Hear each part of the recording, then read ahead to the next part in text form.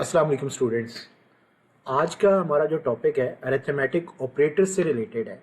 Mathematics में आप जितने भी फंक्शंस परफॉर्म करते हैं और स्पेशली मैथ्स के अंदर रहते हुए जब हम टू ऑपरेंड्स के साथ काम करें उसमें जो हमें ऑपरेटर्स इस्तेमाल होगा वो हमारे पास अरिथमेटिक ऑपरेटर्स होगा। इसी तरह से आपके पास यहाँ पर भी मौजूद है कि हम जितनी भी कैलकुलेशंस परफॉर्म कर रहे हैं उसके लिए अरिथमेटिक ऑपरेटर्स का हम इस्तेमाल करते हैं। अरे क्या होती हैं एक्सप्रेशंस, क्या होती हैं अरिथमेटिक एक्सप्रेशन? बेसिकली आपके पास होती है कि जिसमें combination of arithmetic operator and operand. For example जैसे मैं यहाँ पर लिख रहा हूँ a प्लस बी, प्लस जो है आपके पास अरिथमेटिक ऑपरेटर हो गया और a और b जो है ये आपके ऑपरेंड हो गए। इसको एज अ होल हम क्या कंसिडर करेंगे? अरिथमेटिक एक्सप्रेशन इसको कंसिडर करेंगे। इसी तरह मेरे पास अरिथमेटिक ऑपरेटर्स और उनके फंक्शंस जो है वो लिखे हुए हैं। सबसे पहला जो हमारा ऑपरेटर है प्लस ऑपरेटर है, इसकी मदद से हम दो नंबर्स को ऐड कर सकते हैं। इसी तरह से हमारे पास माइनस है, सब्ट्रैक्शन कर सकते हैं हम दो नंबर्स में। दो नंबर्स को उसके लिए हम मल्टीप्लिकेशन का इस्तेमाल करेंगे। स्लैश ऑपरेटर जो होता है हमारे पास दो नंबर्स को डिवाइड करने के लिए इस्तेमाल होता है। परसेंट साइन जो होता है ये बेसिकली कोई भी नंबर आपके पास होता है, जैसे फॉर एग्जांपल मेरे पास ये 5 नंबर है और मैं क्या काम करने लगा हूँ, 2 पर डिवाइड कर रहा हूँ। जैसे मैं डिवाइड करता हूँ तो जो मेरे पास रिमाइंडर बच जाता है, मॉड बच जाता है, वो बेसिकली ये ऑपरेटर जो है काम करता है। यानी मॉड ऑपरेटर जो है रिमाइंडर के तौर पर इस्तेमाल होता है। उसके बाद अरिथमेटिक ऑपरेटर्स जितने भी होते हैं वो हर तरह की all types of numeric data पर काम कर सकते हैं except reminder operator. Reminder operator वाहिद ऑपरेटर है जो स्पेसिफिक डेटा टाइप्स के ऊपर जो है इस्तेमाल होता है। रिमाइंडर ऑपरेटर या मॉड्यूलस ऑपरेटर जो होता है सिर्फ और सिर्फ इंटीजर डेटा टाइप के ऊपर काम कर सकता है। अरिथमेटिक एक्सप्रेशंस कैलकुलेट कहाँ से होती हैं? लेफ्ट से राइट की तरफ। कंप्यूटर परफॉर्म कर सकता है सिर्फ एट ए टाइम एक operation, only one operation at a time. Unary operator जो होता है इसकी प्रेसिडेंस लेवल जो होती है हाई होती है एज कंपेयर टू बाइनरी के। बिल्कुल इसी तरह से मल्टीप्लिकेशन और डिवीजन हायर होता है। फिर उसके बाद प्लस और माइनस जो है आपके पास इक्वल स्टेटस के ऊपर मौजूद होते हैं। नेक्स्ट हमारे पास है अरिथमेटिक एक्सप्रेशन। इसमें टोटल कितने मॉड्स होते हैं? 3 मॉड्स होते हैं। इंटीजर मॉड है, रियल मॉड है, इसी तरह से मिक्स्ड मॉड है। इंटीजर मॉड किस तरह से काम करता है? जैसे आपके पास ये दो वेरिएबल्स मैंने लिखे हुए हैं जिन्हें मैं सर्कल भी कर रहा हूं। ए की वैल्यू 12 है, बी की वैल्यू 4 है। ये हमारे पास कौन सी है? ये हमारे पास इंटीजर मॉड इस्तेमाल हो रहा है। इंटीजर मॉड में किस तरह से काम होता है? Performed on integer value it always produce on an integer result. यानी इंटीजर वैल्यू हमेशा इंटीजर रिजल्ट प्रोड्यूस करेगी।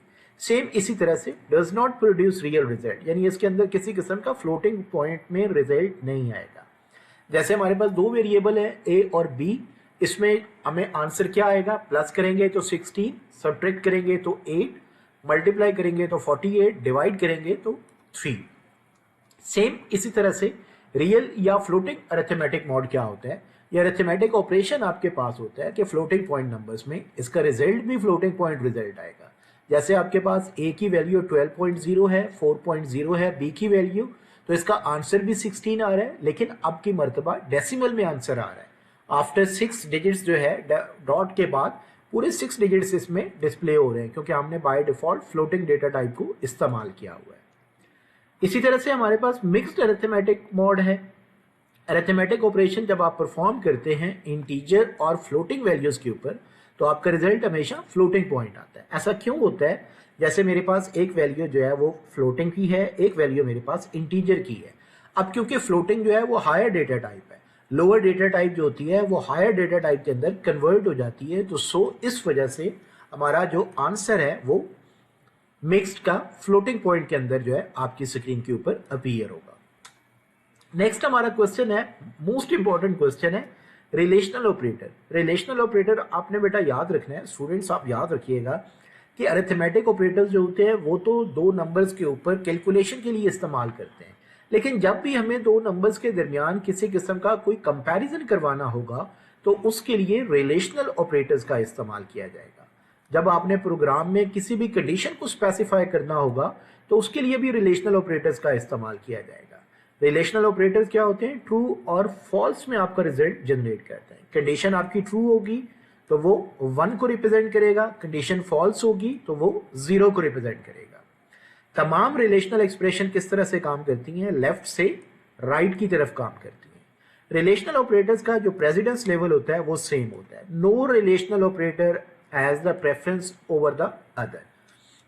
सेम हमारे पास रिलेशनल ऑपरेटर्स की जो है एक टेबल मैंने बनाया हुआ है, इसमें टोटल कितने होते हैं रिलेशनल ऑपरेटर? 6 होते हैं। Lesser than, greater than, lesser than equal to, greater than equal to, not equal to. आप इसकी एक्सप्रेशंस को चेक करें। एक्सप्रेशन के साथ जो है मैंने इसका डेटा भी दिया हुआ है कि जैसे फॉर एग्जांपल हम 1 2 को सॉल्व करते हैं। ए की वैल्यू 10 है, बी की वैल्यू 20 है। ए लेसर देन इसमें आ गया, बी 20। कंडीशन क्या है? ट्रू है। आगे 1 प्रिंट हो गया। A greater than B, A is equal to 20, B is equal to 10। अब ए जो है वो ग्रेटर है तो सो हमारी कंडीशन ट्रू है। इस तरह से आपने इसकी प्रैक्टिस करनी है ताकि आपको आइडिया हो सके कि टाइप्स ऑफ रिलेशनल ऑपरेटर में जो 6 ऑपरेटर्स हमारे पास हैं वो किस तरह से काम करते हैं। रिलेशनल एक्सप्रेशन किस तरह से होती है?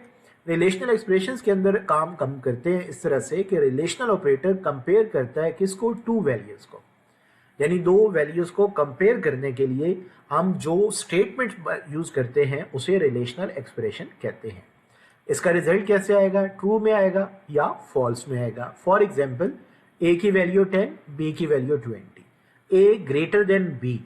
इसमें जो ग्रेटर है ये आपका ऑपरेटर है, ए और बी जो है ये आपका ऑपरेंड है। इसको एज अ होल हम क्या कंसीडर करेंगे? एज अ होल आप इसको रिलेशनल एक्सप्रेशन के तौर पर इस्तेमाल करेंगे। सेम इसी तरह से हमारे पास लॉजिकल ऑपरेटर्स है। आपने जैसे 2 नंबर्स के दरमियान कंपैरिजन करना था तो उसके लिए आपने रिलेशनल ऑपरेटर का इस्तेमाल किया। अब मोर देन 2 नंबर्स के दरमियान कंपैरिजन करना होगा तो हमें लॉजिकल ऑपरेटर्स का इस्तेमाल करना पड़ेगा। इसकी डेफिनेशन क्या है? कंबाइंस मोर देन 1 रिलेशनल एक्सप्रेशन। रिजल्ट किस तरह से जनरेट होता है? ट्रू या फॉल्स। नॉट, एंड, और ये 3 ऑपरेटर है। नॉट यूनरी ऑपरेटर होता है, एंड और ऑपरेटर जो है ये बाइनरी ऑपरेटर होते हैं। और इसी तरह if more than 1 logical operator is used in expression then the expression will be calculated from left to right. कितनी टाइप्स हैं आपके पास? टोटल 3 टाइप्स हैं। एंड ऑपरेटर, और ऑपरेटर, नॉट ऑपरेटर। इसी तरह से एंड ऑपरेटर क्या काम करता है? एंड ऑपरेटर के जो सिंबल्स होते हैं कि किस तरह से इसका निशान, 2 हम एंड हैं, इनको हम एंड ऑपरेटर कहते हैं। ये काम किस तरह से करता है? कंबाइंस 2 या मोर रिलेशनल एक्सप्रेशन, यानी कम से कम 2 या 2 से ज्यादा रिलेशनल एक्सप्रेशन जोड़ना हो तो उसके लिए हम एंड ऑपरेटर का इस्तेमाल करते हैं। Produce true if all the condition are true, यानी अगर आपकी दोनों कंडीशन या जितने भी आपने कंडीशन लगाई हैं सब ट्रू हैं तो रिजल्ट भी ट्रू प्रिंट होगा। अगर दोनों में से कोई एक भी कंडीशन आपकी फॉल्स होती है तो, या सारी कंडीशन फॉल्स होती हैं तो रिजल्ट भी आपका फॉल्स प्रिंट होगा। जैसे फॉर एग्जाम्पल यहां पर लिखा हुआ है x की वैल्यू 50, y की वैल्यू 20, z की वैल्यू 10। अब x की वैल्यू क्या है? आपके पास 50 है। ग्रेटर देन क्या है? y। इट मीन्स के x आपका ग्रेटर है, कंडीशन ट्रू है। आगे वाली वो कंडीशन को चेक ही नहीं करेगा, वो कहेगा कंडीशन ट्रू है। वैसे अगर हम इसमें चेक करते हैं एंड ऑपरेटर में अगर आप देखें तो इसमें देखें y greater than z, y की वैल्यू क्या है? 50, z की वैल्यू क्या है? आपके पास 10, तो इट मीन्स y दोनों तरफ से बड़ा है। इसका मतलब है true true equal to true. अगर दोनों में से, इसको आप एक दफा फिर से देख लें ताकि कंफ्यूजन आपकी दूर हो सके। कंबाइंस 2 या more relational expression. Produce true if all the condition are true, यानी आपने 2 स्टेटमेंट लिखी, 3 स्टेटमेंट लिखी। अगर आपकी तीनों स्टेटमेंट ट्रू होंगी तो रिजल्ट आपका क्या होगा? ट्रू प्रोड्यूस होगा। अगर तीनों में से कोई सी एक कंडीशन भी फॉल्स हो जाती है and it produce false result if any one, यानी कोई भी एक स्टेटमेंट आपकी कंडीशन फॉल्स होती है तो रिजल्ट आपका क्या हो जाएगा? रिजल्ट भी आपका फॉल्स प्रिंट होगा। नेक्स्ट मेरे पास है और ऑपरेटर। और ऑपरेटर के लिए ये हमारे पास 2 पाइप साइन होते हैं जो हम लगाते हैं। ये काम भी इसी तरह से करता है, कंबाइंस 2 या मोर रिलेशनल एक्सप्रेशन। अब ये क्या काम करेगा? True result if other condition is true, यानी आपने 2 कंडीशंस लगाई, दोनों रिलेशनल एक्सप्रेशन आपने यूज की, दोनों में से कोई एक भी ट्रू होती है, दोनों ट्रू होती है तो रिजल्ट ट्रू प्रिंट करेगा। कोई एक भी ट्रू होगी फिर भी रिजल्ट ट्रू प्रिंट होगा। It produce false result if both condition are false, यानी इसका रिजल्ट तभी फॉल्स हो सकता है जब दोनों कंडीशन इसकी फॉल्स होती है। जैसे यहाँ पर लिखा हुआ है एग्जाम्पल में ए की वैल्यू 40 और इसी तरह से बी की वैल्यू 20, तो इट मीन्स के 40 ग्रेटर देन है। अब ये क्या काम करेगा, ट्रू स्टेटमेंट को प्रिंट करेगा, क्योंकि ए आपके पास 40 है, ग्रेटर देन 30 यहां पर भी ट्रू है, तो इसलिए ये ट्रू प्रिंट करेगा। दोनों स्टेटमेंट में से किसी एक स्टेटमेंट का ट्रू होना जरूरी है। नॉट ऑपरेटर है, नॉट ऑपरेटर का जो सिंबल होता है ये माइनस का सिंबल होता है, और ये किस तरह से काम करता है, या आपकी कंडीशन के रिजल्ट को रिवर्स कर देता है। अगर आपकी कंडीशन ट्रू होती है तो ये रिजल्ट फॉल्स, अगर रिजल्ट फॉल्स होता है तो ये ट्रू प्रिंट कर देता है, यानी जो आपका आंसर होगा ये उसी के रिवर्स में कर देगा। जैसे इसकी एग्जांपल के अंदर भी मेंशन है, a is equal to 5, b is equal to 20। a की वैल्यू क्या है 5, ग्रेटर देन 20, कंडीशन आपकी क्या होगी फॉल्स, लेकिन ये रिजल्ट क्या करेगा, ट्रू प्रिंट करेगा। इसी तरह से अब आपके पास इंक्रीमेंट ऑपरेटर है। इंक्रीमेंट ऑपरेटर का क्या काम होता है कि किसी भी नंबर्स को ऐड ऑन करना। इंक्रीमेंट ऑपरेटर को रिप्रेजेंट किस तरह से किया जाता है, सबसे पहले डबल पाइप साइन के साथ, यानी ये डबल प्लस साइन जो होता है ये इंक्रीमेंट ऑपरेटर की पहचान होती है। ये क्या काम करता है, add 1 to the current value of the variable. Variable में जो भी एक वैल्यू ऐड होगी उसको ऐड ऑन किया जाएगा। यूनरी ऑपरेटर इसको कहा जाता है।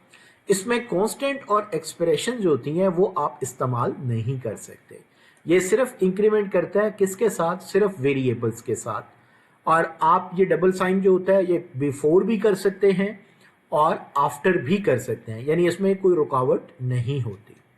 इसी तरह से हमारे पास इंक्रीमेंट ऑपरेटर की जो टाइप्स होती हैं वो 2 टाइप्स होती हैं, पोस्ट फिक्स इंक्रीमेंट ऑपरेटर और प्रीफिक्स इंक्रीमेंट ऑपरेटर।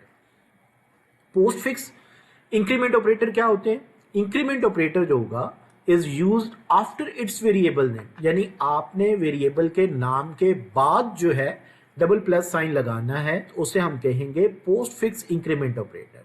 अब ये वर्किंग किस तरह से करता है, plus plus increase the value of variable after the execution of the statement, यानी ये पूरे प्रोग्राम की स्टेटमेंट को एग्जीक्यूट करेगा फिर उसके अंदर एक वैल्यू ऐड करेगा। ये काम कैसे करता है, फॉर एग्जांपल फर्स्ट यूज करता है आपकी करंट वैल्यू को, और फिर क्या काम करता है, वेरिएबल इन द स्टेटमेंट।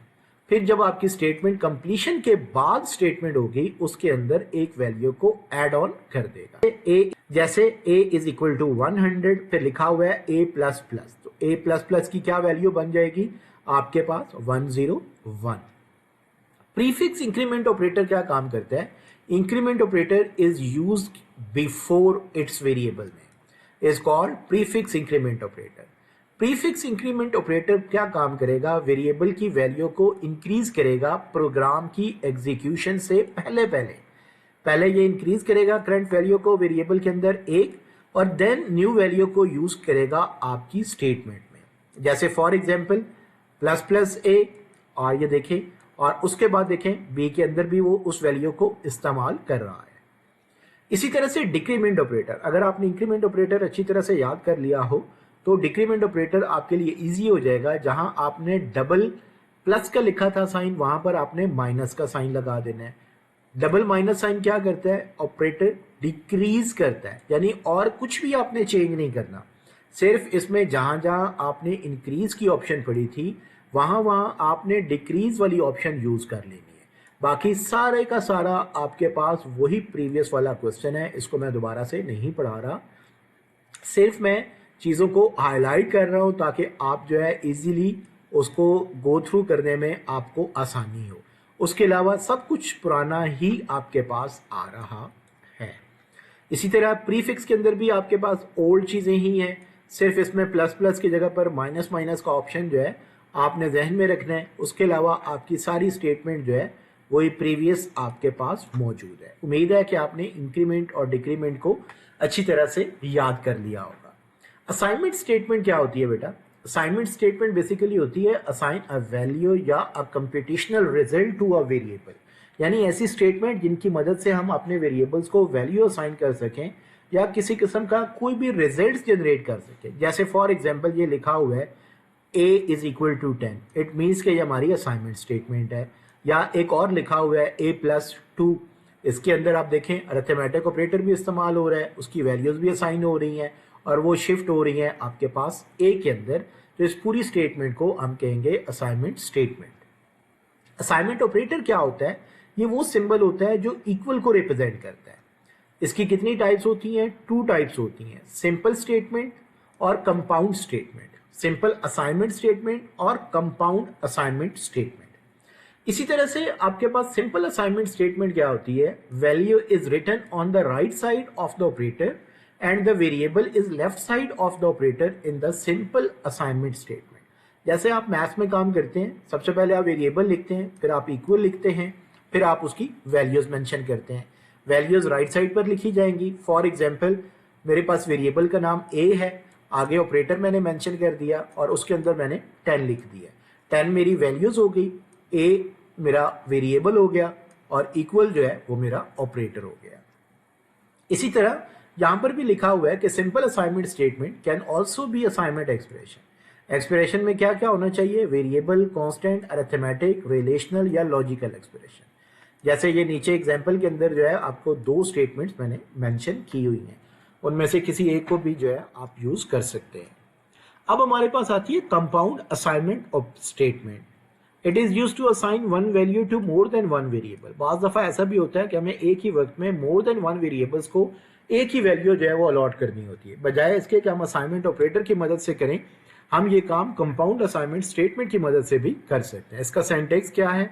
सबसे पहले आप वेरिएबल 1 लिखते हैं, फिर आप ऑपरेटर लिखते हैं, फिर आप वेरिएबल 2 लिखते हैं, फिर ऑपरेटर, फिर वेरिएबल 3 इक्वल, फिर variable n and so on. Last में आप इक्वल के बाद आप वैल्यूज लिखते हैं। अब जो आप वैल्यूज लिखेंगे वो आपके फुल एंड फाइनल जो है आपके तमाम वेरिएबल्स को वो वैल्यूज अलॉट हो जाए। जैसे फॉर एग्जांपल आपने वेरिएबल्स डिक्लेयर किए हैं x, y, z। उसके बाद आपने इन तीनों वेरिएबल्स को एक ही वैल्यू आप अलॉट कर रहे हैं और वो वैल्यूज आप 10 कर रहे हैं। उम्मीद है कि आप इसको याद कर लेंगे। वेरिएबल डिक्लेरेशन फर्स्ट लाइन में the value 10 is store in variable x, y and z। ये मैंने कमेंट्स लिखे हैं साथ ताकि आपके लिए आसानी हो सके। उसके बाद कि ये किस तरह से काम करता है, इसमें अगर आप देखें x is equal to y is equal to z is equal to 10। जैसा आपको मालूम है कि ये राइट टू लेफ्ट काम करता है, सो सबसे पहले ये किसको चेक करेगा? z के अंदर जो रहेगा ऐड करेगा and then z will be replaced by 10 and y is 10 and so on. इस तरह से every variable, so every time there will be a variable at the left side of operator and value of the right side of the operator। इसी तरह से हमारे पास compound assignment expression क्या होती है? आप इसको इस्तेमाल करते हैं ऐड, सब्ट्रैक्ट, मल्टीप्लाई, मॉड या डिवाइड के अंदर। और ये काम किस तरह से करते हैं? यानी आपके पास अरिथमेटिक ऑपरेटर के साथ आपने यानी यूज करना, यानी अरिथमेटिक ऑपरेटर और असाइनमेंट ऑपरेटर जो है इसको ऐड कर लिया जाए तो ये हमारी एक्सप्रेशन असाइनमेंट एक्सप्रेशन। जैसे यहाँ पर इसका जर्नल फॉर्म में मेंशन भी है। सबसे पहले आप वेरिएबल का नाम लिखते हैं, फिर आप ऑपरेटर लिखते हैं, फिर आप वैल्यूज लिखते हैं। जैसे एग्जांपल में मेंशन है integer j is equal to 10, i is equal to 20। अब देखिए सबसे पहले j का वेरिएबल है, फिर लिखा हुआ है प्लस इक्वल टू 5। इसका मतलब है j की वैल्यू पहले 10 है, 5 उसमें और ऐड ऑन हो गया तो उसके आंसर क्या आ जाएगा? 15। इसी स्टेटमेंट को आप इस तरह से भी लिख सकते हैं और याद रखें ये इंपॉर्टेंट MCQs भी है। इसके जर्नल फॉर्म किस तरह से इस्तेमाल होती है, इस तरह से ऑलरेडी आपको ये सारा पेज जो है वो मैं डिस्कस कर चुका हूं। ऑपरेटर प्रेसिडेंस इसमें किस तरह से होता है? ऑपरेटर की तरजीहात जो होती हैं, ऑपरेटर किस तरह से काम करता है। ऑर्डर या sequence in which different types of operator are calculated is called operator precedence. Itself आप इसको हायरार्की ऑफ ऑपरेटर्स भी बोल सकते हैं। सी लैंग्वेज में हर ऑपरेटर जो है उसका प्रेसिडेंस लेवल चेंज होता है, हायर से लोअर की तरफ जो है इसमें हम काम करते हैं। जैसे इसमें मेंशन है कि अरिथमेटिक एक्सप्रेशन जब आप इस्तेमाल करते हैं तो सबसे पहले अरिथमेटिक आ रहा है, फिर आपके पास रिलेशनल आ रहा है, फिर आपके पास लॉजिकल आ रहा है। लॉजिकल नॉट ऑपरेटर जो होता है इसका सबसे हाईएस्ट ऑपरेटर होता है और जो ये सबसे होता है ये सबसे लोएस्ट ऑपरेटर होता है। Thank you.